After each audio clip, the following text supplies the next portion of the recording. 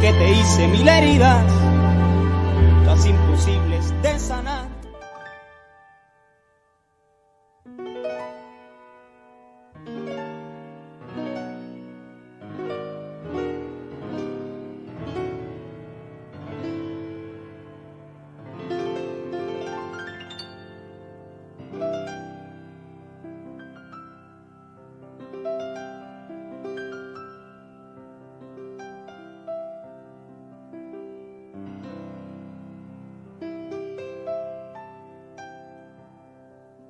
Debes amar la arcilla que va en tus manos.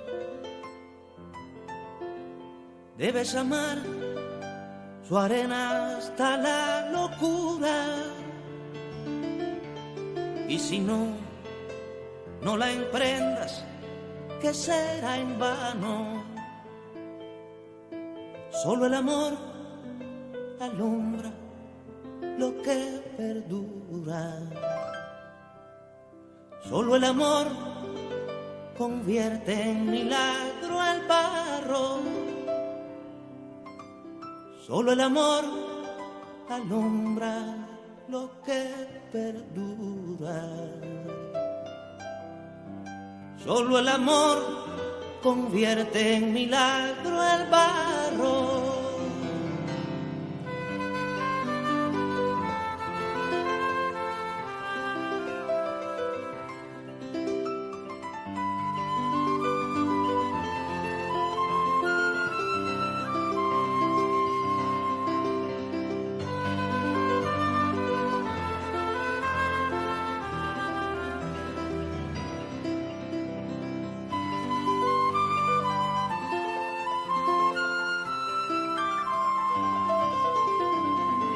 Debes amar el tiempo de los intentos. Debes amar la hora que nunca brilla. Y si no, no pretendas tocar lo cierto. Solo el amor engendra la maravilla. Solo el amor consigue encender lo muerto. Solo el amor engendra la maravilla. Solo el amor consigue encender lo muerto.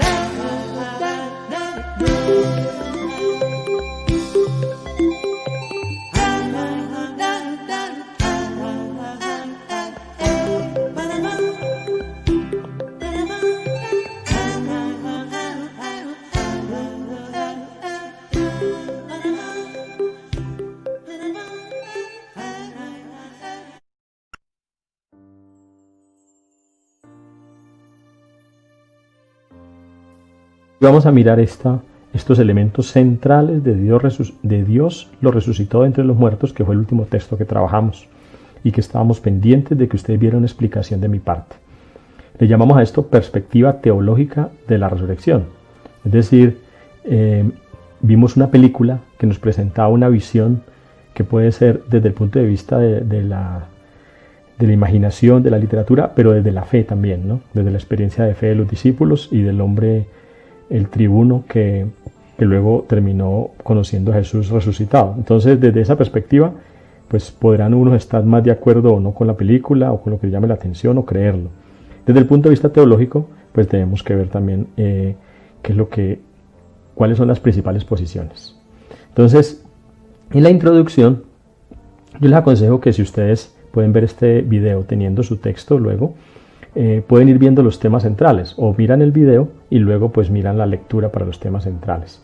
Yo solamente les pongo aquí 7 diapositivas, algo muy concreto de lo que realmente nos interesa, porque no se trata de hacer memoria de todos los datos, autores y demás, como hemos dicho en teología, sino de reconocer los elementos centrales. Primer punto, el texto comienza diciendo que la muerte de Jesús trajo para los discípulos gran desconcierto. Y este desconcierto se muestra en que Jesús seguramente murió solo y abandonado, y que los discípulos empezaron a irse para Galilea. Y irse a Galilea significa dejar este proyecto que han traído, su líder murió, y volver al campo, al trabajar, a la pesca y demás. De hecho, en una de las apariciones que ellos recuerdan después, ellos están pescando. Si están pescando es porque habían vuelto a su día diario. Bueno, entonces hay un desconcierto, hay un dolor, y eso se puede ver en el tema de los discípulos de Emaús. Ahora que está en Cali, en Colombia, de moda un movimiento de la Iglesia Católica que se llama Emaús, pues les cuento, si no saben, que Emaús es una población que queda cerca de Jerusalén. Y unos discípulos caminaban hacia Jerusalén, de Jerusalén hacia Emaús, y dicen que Jesús se le juntó a ellos, pero ellos no lo reconocieron. Y entonces Jesús le preguntó que de qué hablaban. Ellos hablaban que, bueno, usted es el único que no sabe lo que pasó.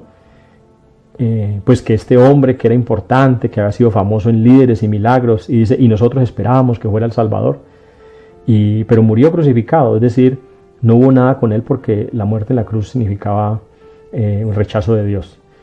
Ese texto muestra que Jesús se puso a hablarles, pues a explicarles, y al final lo reconocieron cuando partió el pan. Pero lo que muestra hasta ahora es que había desconcierto.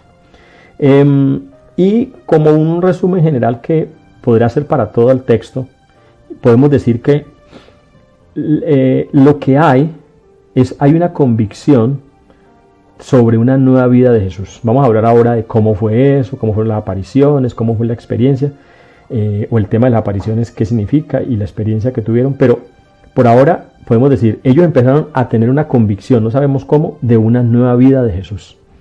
Y tenemos que decir también en la introducción que este anuncio de la resurrección es el comienzo de la comunidad cristiana, es decir, no podemos hablar de cristianismo sin hablar de resurrección. Hasta ahora recuerden que traíamos a un Jesús histórico, a un hombre y demás desde la perspectiva histórica. Puede que sea desde la fe visto también como que ese hombre iba a ser el Salvador, pero ustedes lo pueden ver históricamente o filosóficamente, como hemos dicho también. Pero ¿cómo así que resucitar? Resucitar ya definitivamente marca otra historia, ¿no? Entonces aquí empezamos a ver qué pasa con ese Jesús cuando empezaron a creer en él como el Cristo o el Salvador. Y el autor se plantea unas preguntas iniciales sobre el tema. Y esas preguntas son, aquí las puse prácticamente literal como las pone el autor, pero él hace siempre al comienzo de los capítulos lo que va a resolver. ¿Cómo ellos se convencieron de que Jesús estaba vivo? ¿Cómo fue eso? ¿Cómo lo reconocieron? Es decir, identificar que eso que ellos entendían o veían o lo que fuera, era ese Jesús que ha habido con ellos. Otra pregunta que se hace es, ¿había algunas tradiciones que les ayudaron a ellos a organizar el tema de la resurrección? Es decir, ¿había tradiciones sobre la resurrección? ¿Cómo fue esa experiencia? Y finalmente, ¿qué sentido tiene para nosotros? Eso es como la introducción al tema. Bueno, hay unos temas centrales y el primero es la experiencia pascual. Es decir, todo el tema de la resurrección se fundamenta en lo siguiente. Primero una experiencia pascual y después eso se refleja en una tradición pascual que sale con unos discursos, con unos relatos y demás, ¿verdad? Pero ¿qué pasa? Primero tiene que haber una experiencia y después suceden los relatos. Como hemos visto, son tradiciones orales que no van escribiendo ni van contando las cosas como van pasando en el día a día, como haríamos nosotros. Y la palabra Pascua aquí nos interesa porque Pascua es paso. Israel había pasado de la muerte, de la esclavitud a la libertad y celebraba la Pascua. Cuando hablamos de tradición pascual o experiencia pascual, estamos diciendo de cuál fue la experiencia de vida, de transformación o de resurrección. Aquí en este caso es la muerte y la resurrección de Jesús son transformadoras, es decir, son Pascua, son paso de algo que era muerte a algo que será vivo. Entonces eso se globaliza en teología o en Biblia como la experiencia pascual. Entonces, esa experiencia que vivieron los discípulos, ustedes lo vieron un poco en la película como tratando de acercarse qué fue lo que les pasó a ellos. Entonces, el texto nos dice lo siguiente. Primero, la resurrección era parte del imaginario religioso judío. Para una pregunta que había. ¿Sí, ¿había alguna tradición que ayudara a pensar en la resurrección? Bueno, primero deberíamos saber que la resurrección no siempre fue un tema importante para el judaísmo como tal. Si ustedes miran hasta 400 años más o menos antes de Jesús, la resurrección no era importante. Solamente algunos, como los fariseos, como la corriente de los fariseos, empezaron a darle fuerza al tema de la resurrección. De hecho, en los evangelios aparece una discusión entre fariseos y saduceos. Ya saben que los saduceos eran los que estaban más en el poder, como sumos sacerdotes, en el templo, en el Sanedrín. Y los fariseos eran estos hombres más como teólogos que eran doctores de la ley. Algunos eran importantes, otros no tanto, iban por los pueblos, eran como los predicadores. Los fariseos eran una corriente religiosa y política también. Y los saduceos eran unos líderes religiosos y sobre todo políticos y señores, digamos, de poder. Los fariseos empezaron a creer en la resurrección. Y digamos que en el tiempo de Jesús sí había un ambiente ya para hablar de la resurrección. Pero no piensen que siempre en el judaísmo se habló de resurrección. Si ustedes leen los salmos, que son 600, 700 años, 500 antes de Cristo, los salmos dicen algo así como, en la muerte, ¿quién te alaba? Uno se duerme. Ellos hablaban de la muerte como un dormirse, como el reino de los muertos, como el Sheol. O que luego para los griegos la desinencia griega es Hades. Entonces, primero había ese ambiente religioso de resurrección. Ahora, ¿qué opciones hay frente a esto? Opiniones de los especialistas. Es decir, ya sobre el fenómeno en sí de la resurrección. Entonces, en primer lugar, tenemos que algunos son escépticos.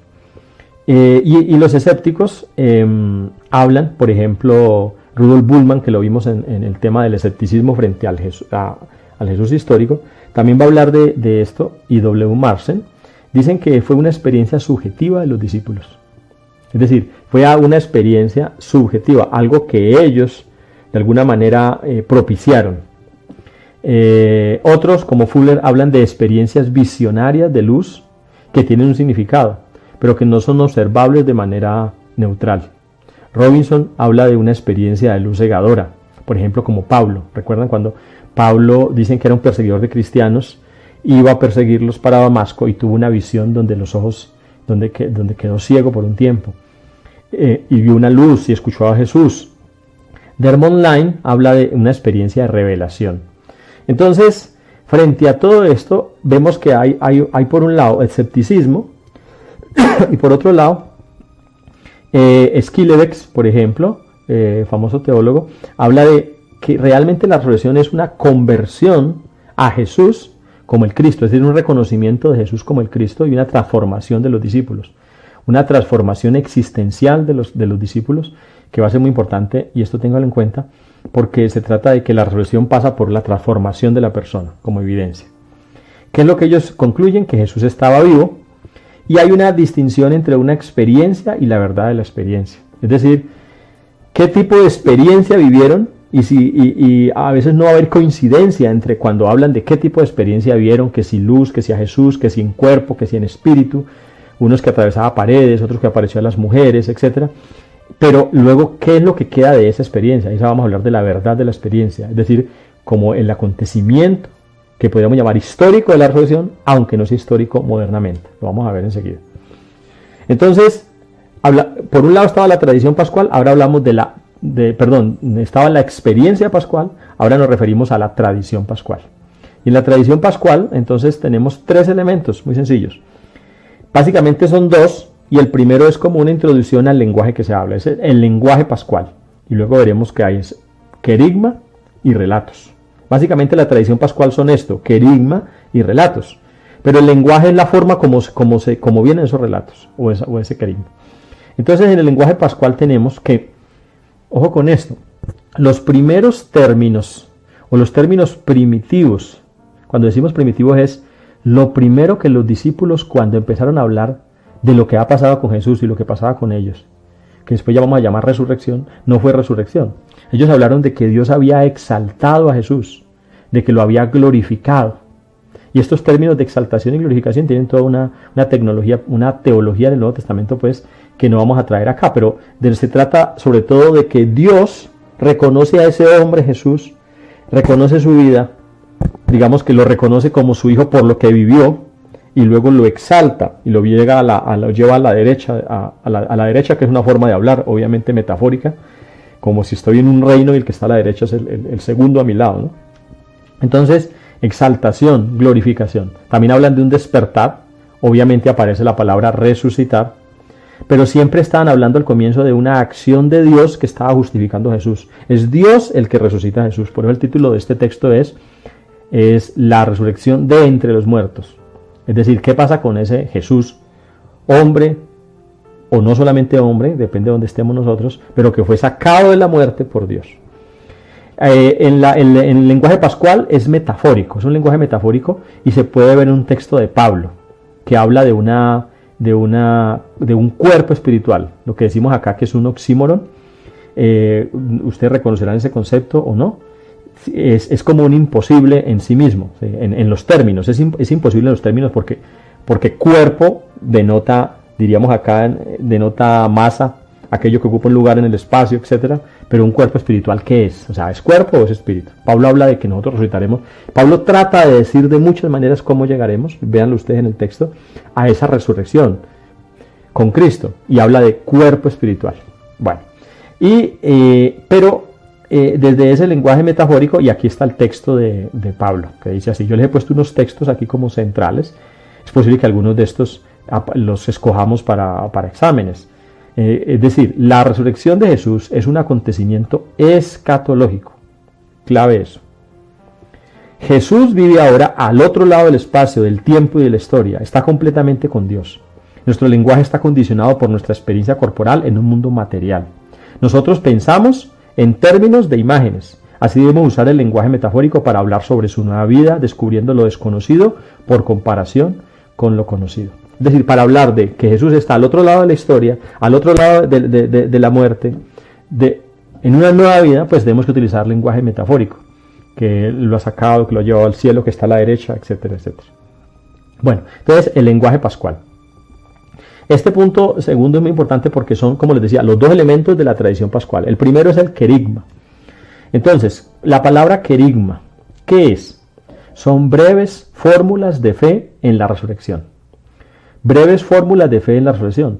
Y si quieren un poco más, las fórmulas de fe como querigma lo que están diciendo es: Jesús, que murió y resucitó, nos está salvando.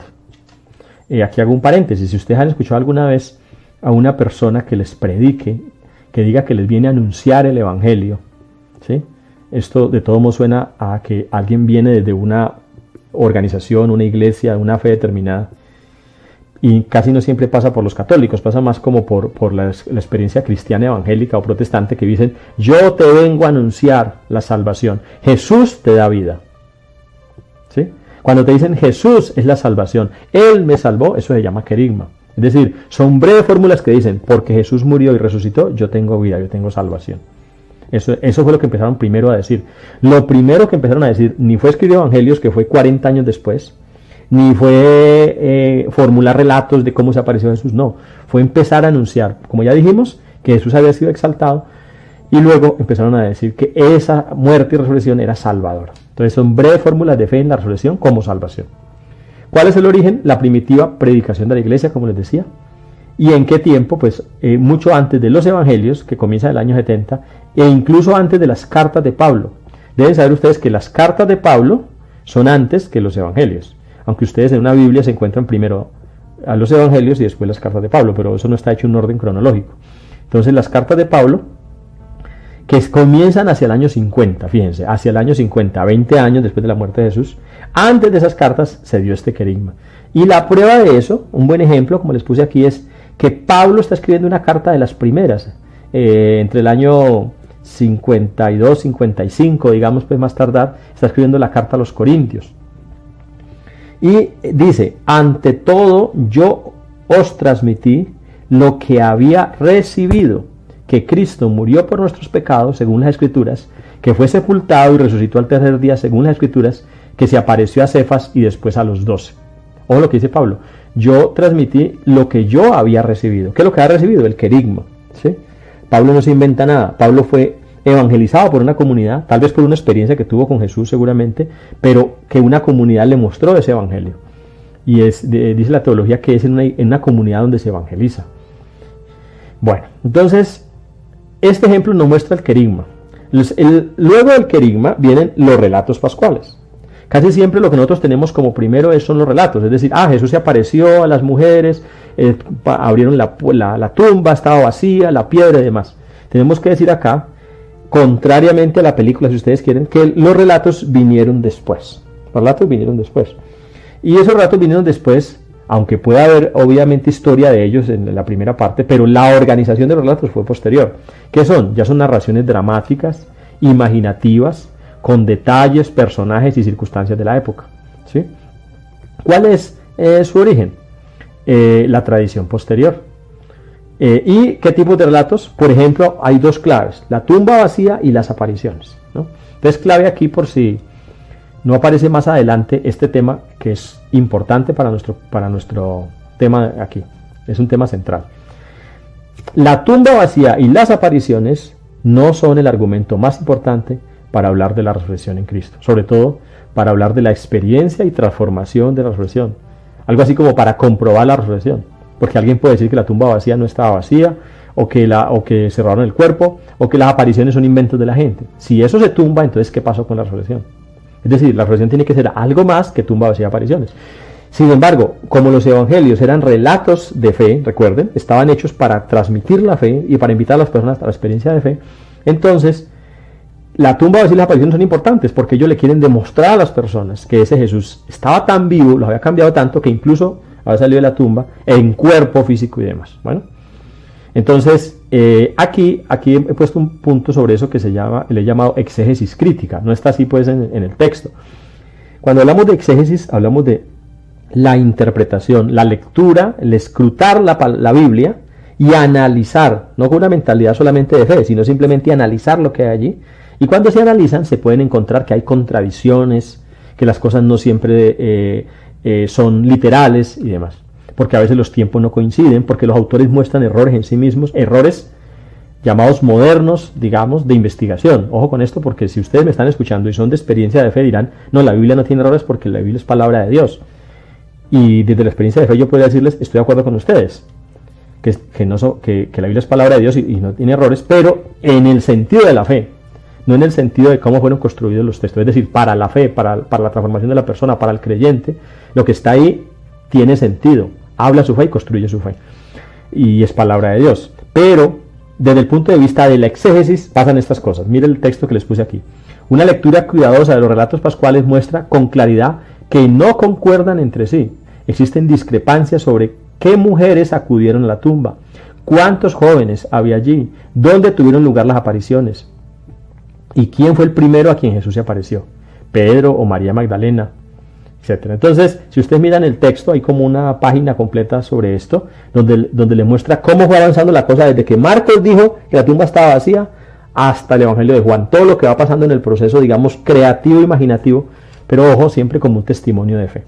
Aquí, otra vez lo digo, pero tendremos que distinguir entre lo que para nosotros es como dicen los jóvenes, la verdad literal, ¿sí?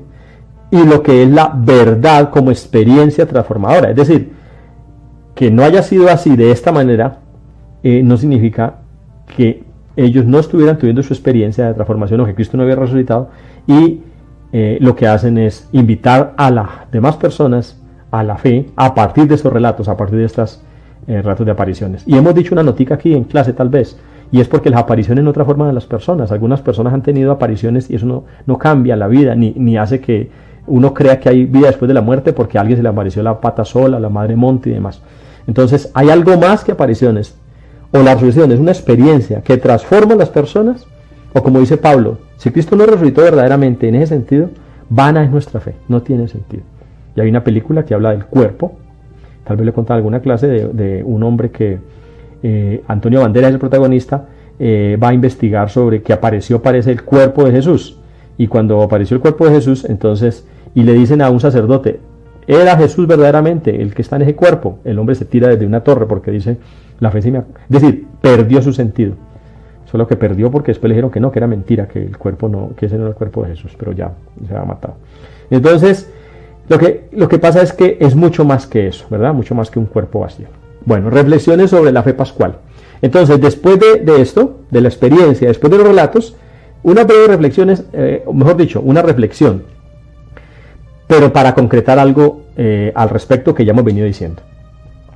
¿La resurrección es un acontecimiento histórico o es un producto de la fe? ¿O es que hay una contradicción entre esos términos? Entonces, yo les puse el texto arriba y luego lo ponemos acá las palabras concretas, ¿sí? Dice, si la resurrección la resurrección ni es un acontecimiento puramente objetivo, ni es un acontecimiento subjetivo.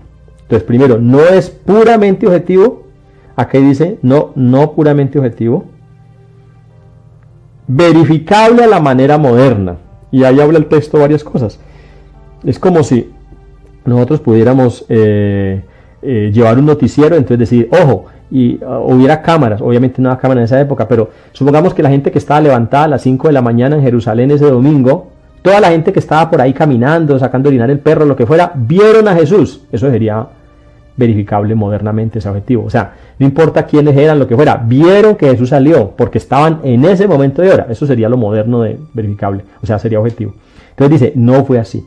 Es decir, no fue un acontecimiento visto neutralmente para cualquiera. Segundo, pero tampoco fue subjetivo, dice, ni un acontecimiento subjetivo. Acá dice, no experiencia subjetiva de los creyentes. Si la resurrección es solo una experiencia subjetiva, es decir, puede ser producto de un invento de un grupo de personas, como dijo Reimaru, ¿recuerdan? Jesús fracasó, primer texto que leímos en este, o los primeros que leímos en este curso, y los discípulos se inventaron la resurrección y montaron al Cristo de la fe. Bueno, si hubiese sido así, entonces, pues obviamente no habría un fundamento de la experiencia de la fe. Entonces lo que decimos teológicamente es que ni es objetivo a la manera moderna, ni es subjetivo desde el punto de vista de una creación o lo que sea de los creyentes. Entonces es clara la pregunta, si eso no es objetivo, pero tampoco es subjetivo, entonces ¿qué es? Bueno, el texto dice acá, la resurrección es propiamente un acontecimiento escatológico, es un acontecimiento real, pero uno que tiene lugar al otro lado del espacio y el tiempo, de la muerte y la historia. Jesús vive ahora totalmente en el futuro de Dios. Su nueva y escatológica forma de existencia es radicalmente diferente de su vida. Entonces, ¿qué es? Es un acontecimiento escatológico. Clave, es un acontecimiento escatológico. ¿Y qué es eso de escatológico? Un acontecimiento que tiene lugar en la dimensión divina, digamos. En ese fuero experiencial desde la fe donde sucede para el creyente, desde la experiencia del creyente, realidad, pero en palabras para ustedes, en otra dimensión de las cosas, ¿sí? Es decir, no es subjetivo, es escatológico. Escatológico habla sobre aquello que va a suceder al final del tiempo, pero es donde Dios interviene para recoger toda la historia. O sea, el escatológico tiene que ver con recoger el sentido de todo, no solamente el cristianismo, ni de la tierra, ni el sentido de la existencia misma, y concretamente del ser humano, ¿sí? El sentido de la creación entera. Entonces Dios, que a veces le ha llamado que el juicio final, etcétera, es más que eso, más que juicio final, es como Dios viene a intervenir en la historia para mostrar cuál era la razón de todo esto, ¿no? Digamos. Entonces eso es lo escatológico en palabras pues más sencillas. Y hay un acontecimiento que se pregunta, ¿es necesaria la fe? Recuerden la final del texto para la resurrección.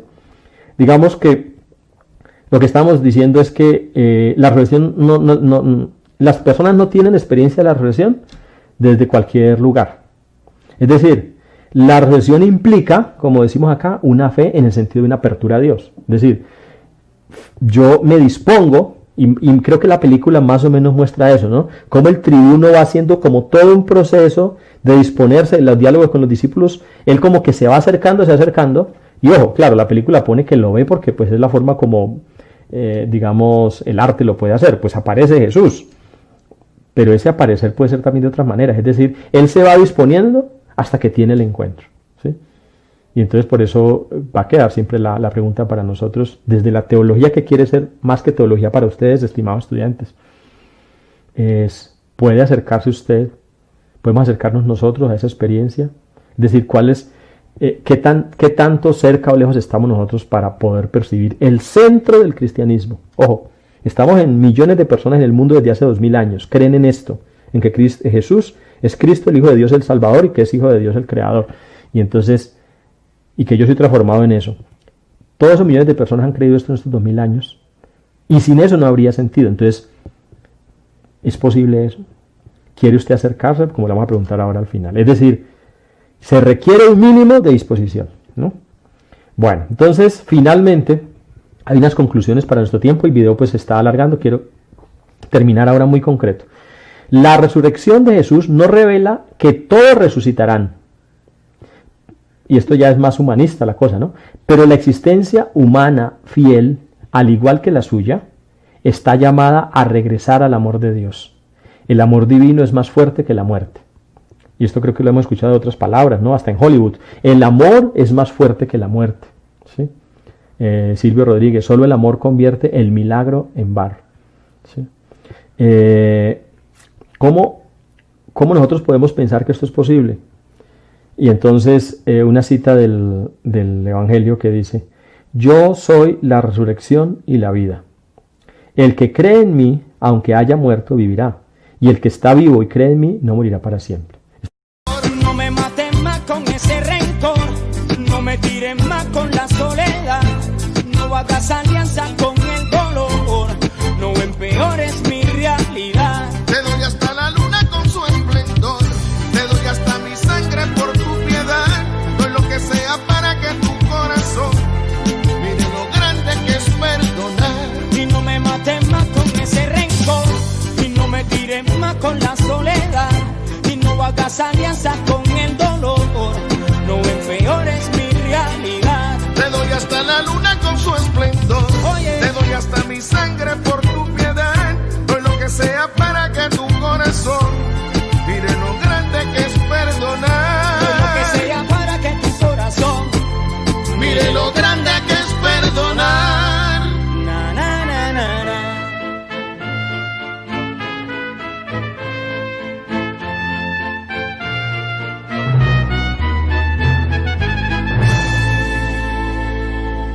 ¿Qué vas a hacer en nuestra esquina al realizar que ya no estoy? ¿Qué vas a hacer con esta ruina? Si tú no estás, no sé quién soy. Si ya no duermes en la noche, si tu sonrisa ya no está, si nada dejan los reproches, regresa y no mires atrás. ¿Por qué llorar? ¿Por qué vivir así? ¿Por qué pensar para volver a mí? ¿Qué importa ya? ¿Qué tienen que decir? Si vine ya, vine por ti, solo por ti. Ay, amor. No me mates más con ese rencor, no me tires más con